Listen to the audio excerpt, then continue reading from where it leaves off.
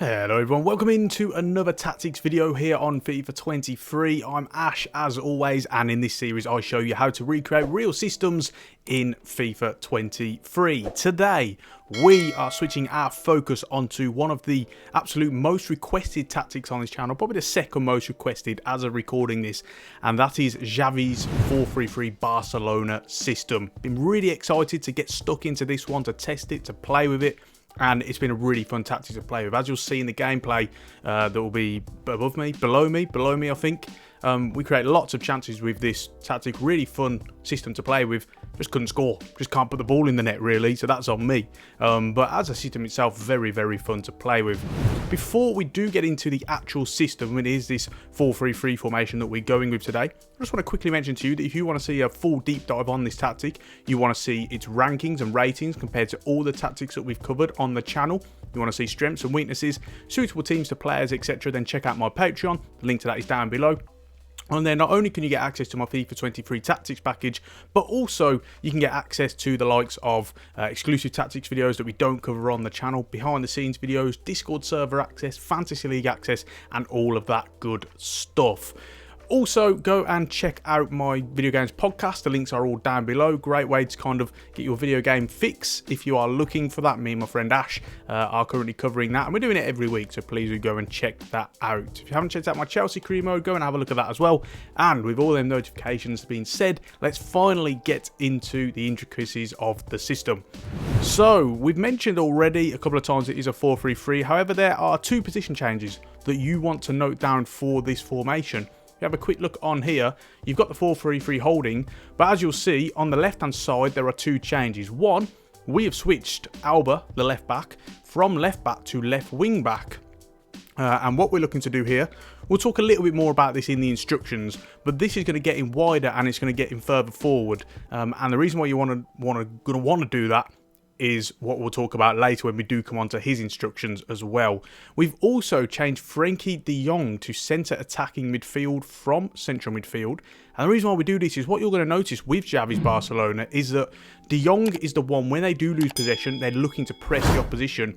He's always further forward because they're using him as kind of that more of the engine within that midfield trio, even more so than the likes of Busquets and Pedri as well.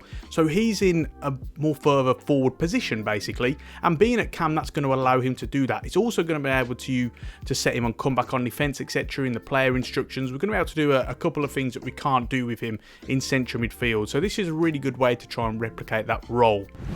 With that being said, let's talk about the tactical setup then. So with the tactical instructions, first off, with defensive style, you've got press after possession loss, giving you a nice counter-pressing system. Generally, they do kind of have a lot of possession in their games, particularly against the likes of the lower teams in La Liga, so you shouldn't be having to press too much. But when they do lose possession, they are going to do it. Occasionally, they're going to instigate those presses where, say, for example, on goalkeeper restarts for the opposition, or sometimes Lewandowski will instigate that press and the team will come and join him as that unit. And what you're going to look to do here is then try and instigate the press yourself by using the teammate contain function. You're also going to want to use the team press function, which is down and then left on the D-pad as well. The width is on 40, a little bit wider than what we're used to in these tactical videos, but this is going to help to complement that press. It's also a part of their defence in particular, but also their team as a whole is a whole lot more athletic than it has been in the last couple of years or so. You've got more pace, you've got more energy, just generally more movement in there, so they can spread a little bit wider because they feel like they can very much cover that ground, and it's something that we do a good job of in the gameplay that you're seeing as well. Whenever we do kind of maybe get exploited with those slightly larger gaps that form in between each player, we're able to cover that with the physical upside that we've got in this team. The depth, very extreme, up to 100. I noticed it with this team straight away as soon as I started watching the footage. Their line is extremely high. It is just, it's extreme. That is the best word for it, extreme. And it is the best way to not only complement that counter press that we've spoken about, but also this kind of vertical possession system as well. What this line is going to do for you is, yes, it's going to leave you slightly vulnerable at the back, so you're going to need pacey defenders to complement that, but it is going to condense the pitch in the attacking half much more, and it's going to make it a whole lot more easier to be able to retain and also win back possession. Offensively, we have got slow build-up on the build-up player that's going to allow you to play out from the back through the goalkeeper restarts. You're going to get players dropping off, showing for the ball more, just a lot more movement, particularly in that defensive half. And then chance creation is possession. Now, the way we are going to recreate their movement, because they do have a lot of good movement in that team, is from the player instructions. So do bear that one in mind as well for anyone who is worried that maybe we'll get a bit too stagnant. You've also got to bear in mind that at times you need to kind of influence that movement yourself by using LB and A or L1 and X, by doing give and go passes. So there is that as well. Try and incorporate 1-2s into your game if possible. The width is onto 20. It's going to compact that midfield and that defence, really looking to do that. For any of the width that is created in the team, we do so from the positions. So for example, setting Alba onto left wing back, that's going to get him wider. If he's at full back, you'll see, as with the case with Balde on the other side, they will be a bit more condensed with this 20 width. But with him on wing back, you've got the two wingers as well. That's going to allow you to stretch the play from when you need to. Place the boxes on 8, and with this, it's not so much for crosses, although they have incorporated that game more with the addition of Lewandowski. It's more to do with cutbacks, when they get players a lot to the byline. As you see with these possession-orientated teams, a lot of the times they're getting to the byline, they're looking for those cutbacks, and they're going to have a lot of players in the box showing for it as well. Always the front three attackers, and one, if not two, of the central midfielders as well, De Jong and Pedri in this case. With corners, up to 4. And I'll advise you to go short corners. As you'll notice in the gameplay, they do a lot of short corners. I was doing it in the gameplay all the time. We were just creating chances relentlessly. So do bear that in mind. Try the short corners if possible. And then free kicks on 3. You're going to keep another man or so back. And it's going to enable you to kind of play short. If and when you need to, whether or not it's a wide or deep free kick. So from the player instructions perspective then, starting off with Ter Stegen in goal, we've got him on comes across and sweeper keeper. Very, very self-explanatory. These videos are often the same. These kind of possession-orientated, vertical possession systems, you'll find these two instructions are always on. Comes acrosses and sweeper keeper as well. It's going to help you with that high line if possible. Even though it doesn't work out very well, it is better than nothing. And comes acrosses as well does do a fairly decent job of helping to relieve pressure from you in certain crossing situations. With the two centre-backs, decided not to change anything here. We went with Garcia and Koundé. They've very much rotated between these centre-back pairings. Alonso started playing there a bit more recently. Obviously, Piqué was in there until he retired. You've had the likes of Christensen, Araujo as well. You can obviously tinker with this back line, but the instructions will very much stay balanced and stay the same regardless of who you've got in personnel. And now with the fullbacks, two different instructions. Let's start off with the right back. In this case, you've got someone who is more inverted, and we're seeing it more and more in these possession-based systems, and this is absolutely a hallmark of that, really. Balde, in this case, the right back, always looking more to invert, to support the central areas more. However, unlike someone, say, like Kyle Walker, for instance, he will get forward a little bit more. Walker acts as more of like an extra central midfield player. Sometimes you'll find Balde still does support the attack further at the pitch, but generally what he's doing is he's inverting, he's looking to support the midfield and those attacking moves as well. So you've got his run type on inverted, and you've got his attacking runs on balanced. Now on the other side, it's a different story. With Alba, who you'll remember we did switch to wing back, he's on join the attack and he's on overlap, because what we're going to do here is we're going to have Dembele, or the left winger, he's cutting inside. And so Alba's going to be the one creating the width on that side. You'll find often he's creating a lot of moves from crossing situations. Not just him, but Balde does it as well, playing on his left back in his left side sometimes. And that's what we're looking to do here. So you've got two differing roles here, but again, it's something similar to a Guardiola system. For example, you've got Walker, who's more inverted. Cancelo, yes, does invert, but joins the attack a whole lot more. That's what we're looking for here from him. With the midfield, starting off with Busquets in defensive midfield, we've got him on cut passing lanes. It is a lane-orientated press. Despite the fact that man mark doesn't work on this game, it is still a lane-orientated press. So you want him to cut passing lanes. And then also stay back while attacking as well. He's very much still what he's done throughout his whole career, which is that out-and-out defensive, deep-lying playmaker. He's going to keep possession ticking over, does a great job of stopping counter-attacks as well.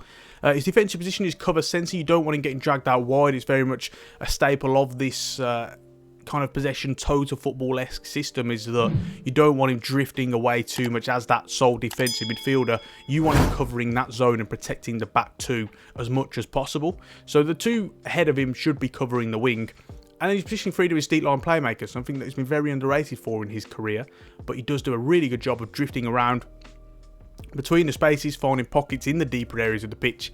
And it just allows you to play it from the back more effectively than what it would if he was just on stick to position. With Pedri then, who is at central midfield, first off with attacking support, it's on stay out while attacking. Now, the reason we have this is not because he doesn't support attacks, he does. But if we do have him on balance or get forward, you're going to find him making runs in beyond the striker of Lewandowski. That's not what we're looking for. We still want him really doing his work in the advanced areas if possible. But most importantly, we don't want him bombing on. We want him sticking within that kind of midfield area. So how do we combat this? Well, we have his positioning freedom on free roam, and that is going to get him moving around a lot within that central midfield position. He's going to find him again, as we said with Busquets, picking up those pockets of space, doing a really good job of that. You're also going to find him interchanging with the likes of De Jong, who we'll speak about as well. And with his support and crosses, it is balanced. So occasionally he's going to look to get into the box with a cross. Depends on who has already entered the box. If the front three and De Jong are already in the box, he's going to stay on the edge of the area. However, if it is the one of the likes of the wingers crossing the ball in, then he may then go and support and get into the 18-yard box as well. Finally, his defensive position, as we alluded to with Busquets, is on cover centre. Now with De Jong, slightly differing role. As we've spoken about, he's at cam. So we're able to get him to come back on defence. We can get him tracking back. And also support on crosses, he's getting to the box with a cross as well. As we said, he's more of that engine in midfield. I guess you could say a box-to-box midfielder. There are elements of that to his game, similar to what Kessié has done occasionally as well. But his positioning freedom is also on free roam. And this is going to allow you to get Pedri and De Jong interchanging. They do a really good job of that, particularly in the likes of the more advanced areas as well. It helps to kind of get the opposition defensive midfielders either tracking them, or if they don't, they're going to find those pockets of space, and it's going to make it easier for you to play up the field. You'll find a lot of that in the gameplay down below, that we are able to get effective kind of playing through the thirds, passages of play, but also breaking the opposition press, because there's a lot of movement from all three of these central midfielders, and it really is a joy to play with. So with the two attackers in, starting off with Dembele, as we spoke about, Alba's going to be the one creating the width on this side, so as a result you're going to get him cutting inside. So we've got him on come back on defence to make sure he's tracking back, and then his chance creation is on cut inside. That means he's going to angle his runs. He's going to help to support the likes of De Jong and Lewandowski as well. His support runs are get in behind. Again, he's going to look to penetrate the back line with those runs in behind, and his support on crosses is getting to the box for the cross. Now, it's a slightly different story with Rafinha on this right hand side. Again, they have tinkered and tweaked with the personnel here, so do bear that in mind. With Rafinha, you've still got him on comeback on defence, and you've still got him on getting behind as well, but this time his chance creation is stay wide. He's going to create that width on that side, because Balde in this case is naturally a inverted fullback. So he's the one who's going to be stretching the play over on that side and getting himself into space. With these support crosses, he's also on getting to the box for the cross. Finally, with Lewandowski, his attacking runs are on target man. He's going to back into the opponent. He's going to ask for the ball to feet. Kind of a more progressive way of replicating that false nine without having someone who drops into the midfield too much. He is still showing for the ball, helping with those that possession passage of play build up, trying to play through the thirds. And it's also going to get the likes of Dembele, Rafinha, De Jong running in and beyond him as well. So he's going to be able to hold the ball up more. But his support runs are actually on drift wide. And what we're looking to do here is, on the occasion that he does actually run in behind, you're going to find him, as we've done multiple times in tactics this season, he's going to break off from the centre-backs, try and find those little areas of space in between all of the back line. And that's what we're looking to do there. And he does a very good job of it in-game. Finally, his defensive support is on stay forward, meaning that he is that outball when you do need to get it up to him quickly. So with that being said, we're just about ready to round it off there. If you've got any questions about the system, please do not hesitate to let me know in the comment section, and I'll do my best to get back to you. Keep your suggestions coming in. There are lots of them. Can't promise I'll get round to them, but keep them coming in nevertheless. Also, don't forget to check out my Patreon if you want to get a full deep dive and ranking and rating of this tactic compared to all of the other systems that we have covered. Don't forget to check out all of the series ongoing on my channel, such as my Chelsea career mode series, really enjoying that, as well as my AS Roma Football Manager Let's Play series. That's one that's really going well at the moment. It's very, very fun to do. Check out my video games podcast, the Ash Bros podcast. We've got a few episodes out already. We have covered the likes of FIFA and Football Manager as well, so I think you guys will really enjoy that. And with that being said, we're going to round it off there. Thank you so much for watching, and until the next one, I will see you soon.